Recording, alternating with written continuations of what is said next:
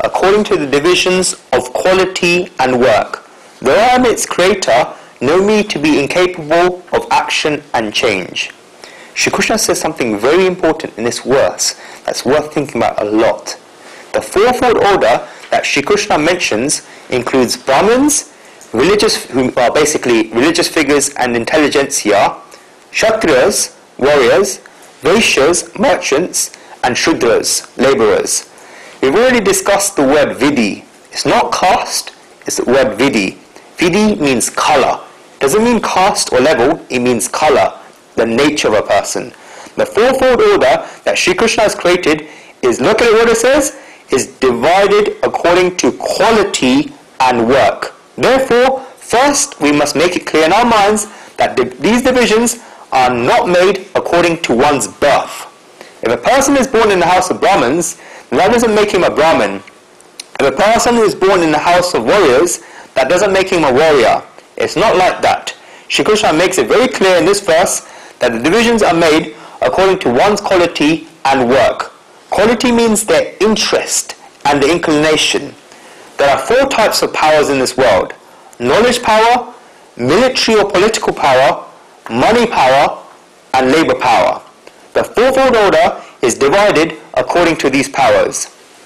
A person that has the power of knowledge is a Brahmin. It is the quality of a Brahmin, he just wants knowledge. He just chases after knowledge. If he doesn't get money, it doesn't matter. If he doesn't get power, it doesn't matter. He just wants knowledge.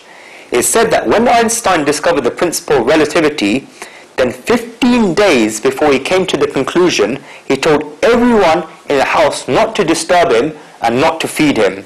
He said that if he wishes, then he will come to eat, but nobody should call him. He locked himself up for 15 days. He was completely lost in his own world, and he got into the conclusion stage. There are many people like this. They are Brahmins.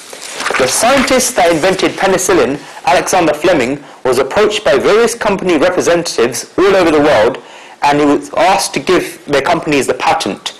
He got everyone together and gave all of them the patent for penicillin. He gave them the formula and told them to make it. The speech he gave to these people is worth reading. He said, any scientist that has invented something has stood on the shoulders of giants that are his predecessors.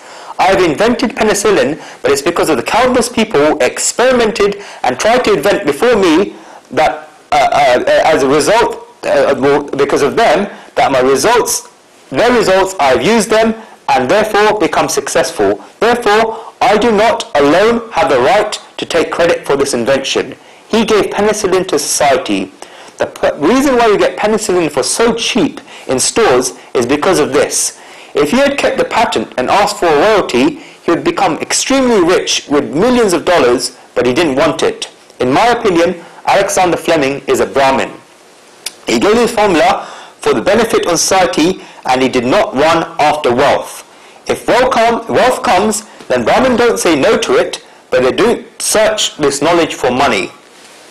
A Kshatriya can be understood in 2 ways. The first is military power, and the second is political power.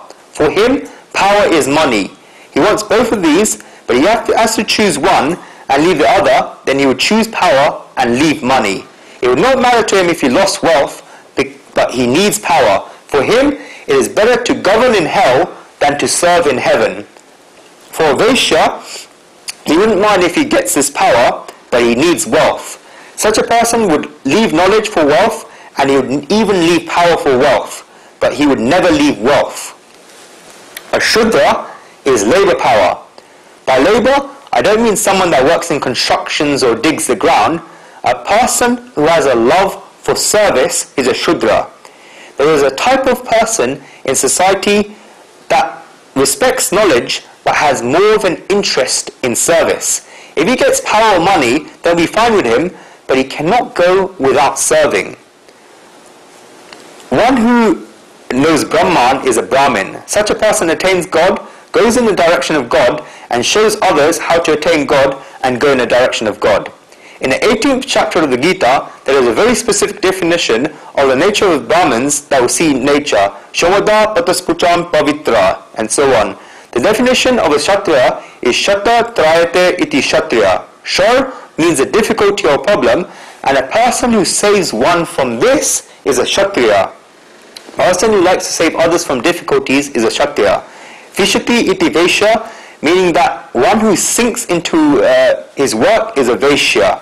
Finally, Shutrat Dravati iti Shudra, meaning one who cannot see other people's unhappiness, one who feels it in his heart when others are unhappy, and one who makes efforts to remove other people's unhappiness is a Shudra. During primitive times, people were walking around bare feet in the jungle. When a thorn got stuck in their foot, then they would start screaming. Blood would start coming out. Someone might have seen this and he would have got very sad. He thought, how can I get rid of this person's pain? Over time, they must have got leaves from the trees or the skins of animals and they made footwear out of these. Now we have shoemakers that are examples of Shudras because they try to get rid of these bodily pains of society. The basic quality is that they are unable to see other people in pain. During primitive times, man must not have had clothes and must have been cold during the winter or wet during the rainy seasons. Someone must have seen this and thought it would be very nice if they got something on the trees to put around everyone, and then, for example, we had cotton and so on. A tailor is also a Shudra. There were no houses to live in, and people used to live in caves or under trees. This created the art of architects, who are also Shudras. Therefore, do not consider Shudras as useless. The majority of wealth in society is held by the Vaishyas and the Shudras. Brahmins do not have wealth because they're not so much concerned with wealth. Kshatriyas also don't have that much wealth because they are more interested in power. One person has said it very nicely that for Kshatriyas, power is money, and for Vaishyas, money is power. Repeat that again. For Kshatriyas, power is money, and for Vaishyas, money is power. This is the difference in their thinking. Therefore, Kshatriyas are not after wealth. The majority of wealth in society is held by the Vaishyas and the Shudras. We cannot do without Shudras in society, because one cannot see others' physical troubles.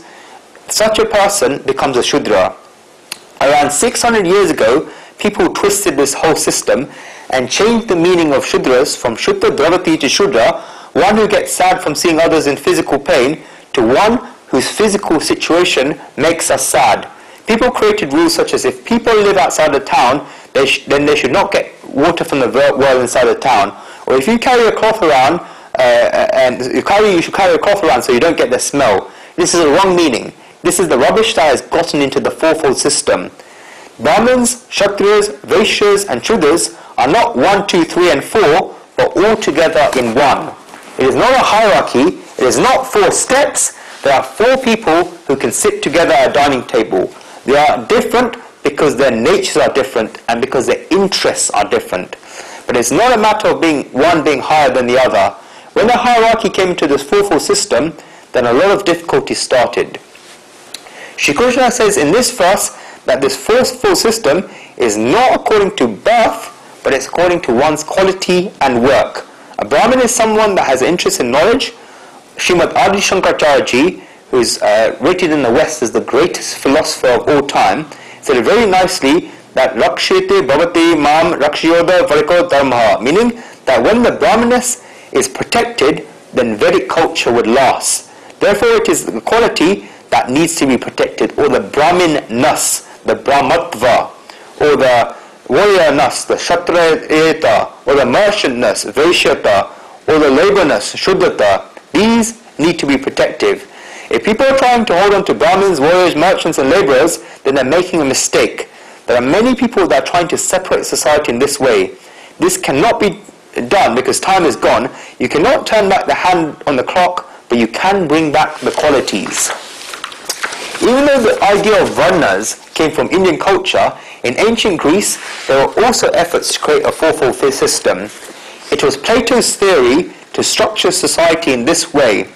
In Greece they had the aristocrats, the warriors, the traders and the slaves. These look like revolutionary ideas that were said by Plato thousands of years ago. Plato also said that there should be no institution of marriage, nor should there be a family institution. He said that a person should do what is right for society.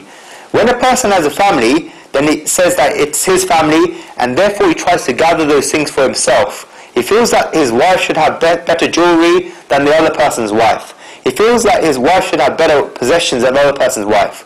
All of this happens when you have this concept of mine. Plato boldly stated this theory thousands of years ago. If someone thinks about society a lot, and people in society think that a person is intelligent, for example, there's an intelligent woman and an intelligent man, and if the two mated, then the descendants would have the qualities of both the parents, and the child would do a lot for society. Plato thought thousands of years ago that society should be organized like this. If there was a strong male and a strong female, then if they crossbred, then their descendants would become the strongest warriors.